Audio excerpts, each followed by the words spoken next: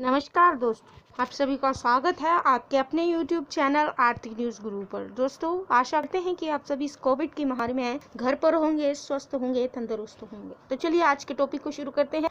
आज का टॉपिक है कि CBSE और ICSE की 12वीं की परीक्षा रद्द करने की मांग। सुप्रीम कोर्ट में आज सुनवाई होनी थी, तो पूरी डिटेल में बताऊंगी कि किस पर सुनवाई होनी थी और क्या है पूरा मामला। तो चलिए शुरू करते हैं दोस्तों।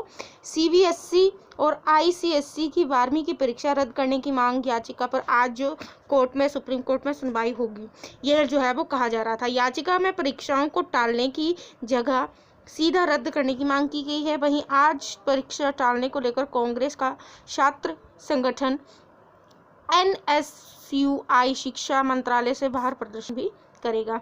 तो पूरी जानकारी मैं आपको देती हूँ कि सुप्रीम कोर्ट में दाखिल याचिका में कहा गया है कि वर्तमान स्थिति परीक्षा के आयोजन के हिसाब से सही नहीं है, लेकिन अगर परीक्षा को टाला गया तो परिणाम देर से आएंगे। इसका असर जो है वो छात्रों के आने वाली आगे की पढ़ाई में पड़ेगा। ये साफ तौर पर सच और सीधी बात है।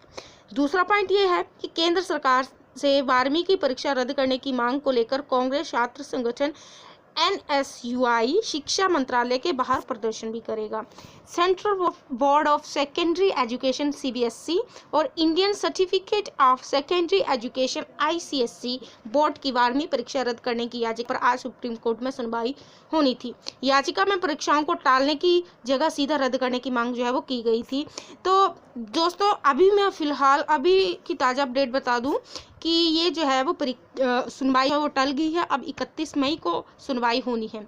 300 छात्रों ने चीफ जस्टिस ऑफ इंडिया को पत्र लिखा था और इसमें पत्र में लिखा था कि पिछले साल की तरह एक वैकल्पिक मूल्यांकन योजना प्रदान करने के लिए एक पत्र लिखा था, जिसमें एक वरिष्ठ अधिकारी ने कहा कि अब तक फीडबैक के आधार पर आम सहमति ये है कि परीक्षा आयोजित की जानी चाहिए, कि परीक्षा होनी चाहिए। जैसा कि शिक्षा मंत्री ने कहा कि जून तक 12वीं की परीक्षा को लेकर अंतिम फैसला हो जाएगा।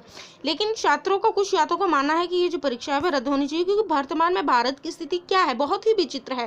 कहना मुश्किल है कि अब क्या आगे तीसरी लहर आएगी और बच्चों पर जो है वो ज़्यादा अटैक हो रहा है और कितने ही बच्चे कोरोना संक्रमित पाए गए हैं। अभी जो है हम दूसरी लहर से हटे भी नहीं है कि तीसरी लहर के संकेत हमें देखने को मिल रहे हैं।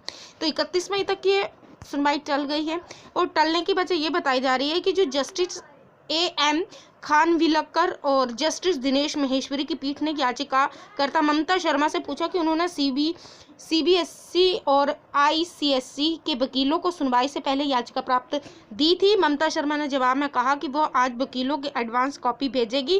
पीठ इस पर जवाब देते हुए कहा कि याचिकाकर्ता है CBSE और ICSE के वकीलों को सुनवाई से पहले जो प्रति होती है वो भेजनी होती है, इसीलिए जो है वो स्थगित कर दी गई है। तो दोस्तों, मैं आपसे जानना चाहती हूँ कि आपकी इस पर क्या राय है। आप क्या चाहते हैं कि ये होनी चाहिए परीक्षा या टल जानी चाहिए? क्योंकि आप लोगों की भागीदारी बहुत ही महत्वपूर्ण है। तो आप मुझे कमेंट बॉक्स में बताइएगा और आप हमारे चैनल पर नए हैं तो चैनल को सब्सक्राइब करें। धन्यवाद।